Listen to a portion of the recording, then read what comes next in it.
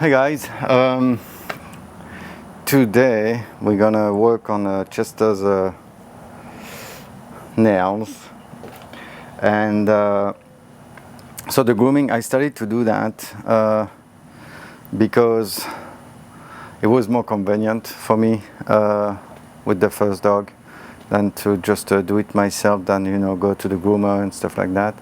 So I read about the nails, how to trim them. Where I'm gonna put a picture on the video, like to show you the actual nail, because the thing you have to be really careful when you work on them is like you have to be careful with the what we call the quick, that pink part that's inside the nail, and if you cut too short, if you clip too short, they're gonna bleed, it's gonna hurt really bad, and so that's for that very reason I'm not really clipping, I'm fighting, because when you clip,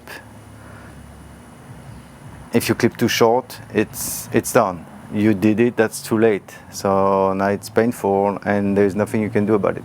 When you fight, as you go slowly, you move like, little bit by little bit. So your dog can let you know, like, okay, so now you start to get a little bit too close, or I start to feel, and for you, obviously it's easier to, the only thing is be careful, don't breathe the dust made by the nails. So that's the only thing, and you can desensitize your dog.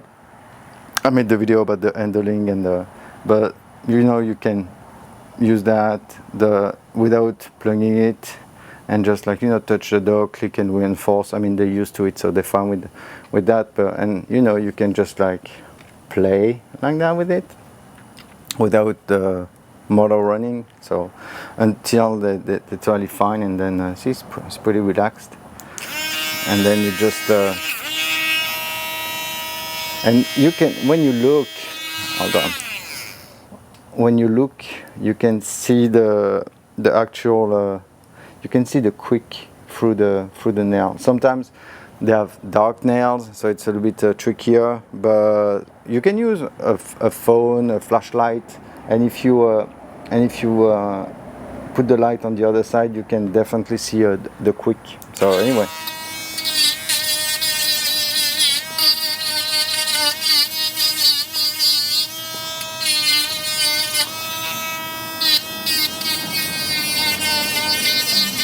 So usually the back leg, they don't need that much.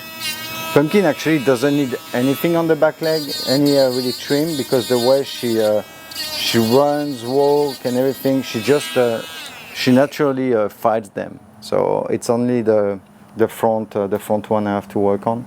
But just the quick is just right there. So it's not much on the back. I'm just round them a little bit.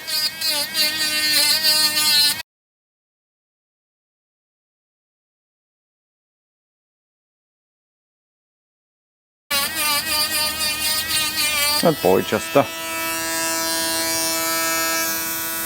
Yeah, the front, they're definitely longer.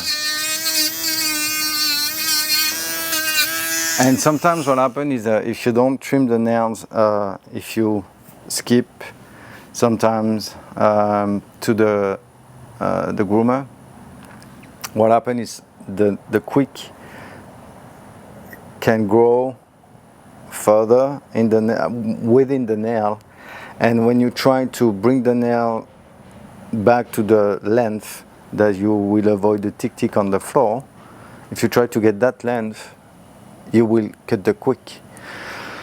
So then you have to start a slow process, so you cut close to the quick. Obviously you always keep but as you're going to start to trim back, you should see the quick slightly recess. Slowly recess, is going to recess. For some dogs, it goes like super fast, like you trim 2 or 3 times and the quick will move back almost all the way, and you'll be fine. And some it's going to be longer, but just like be patient and stay on top of it. But don't be like, okay, so now it's too long, so anyway I have just to cut the quick. Don't, never ever, it's gonna bleed and stuff, and it's really painful, and then your dog will never want you to touch the feet anymore. I mean, or to try to clip the nails. So be really really careful.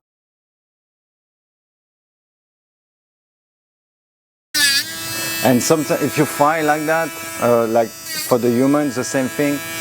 Try to don't work too much at once on one nail, because with the friction, it can get, you know, it can warm up, get hot. So just go back and forth, so the nail you were working can cool down a little bit. So that's what I'm doing now, because the other one was quite long.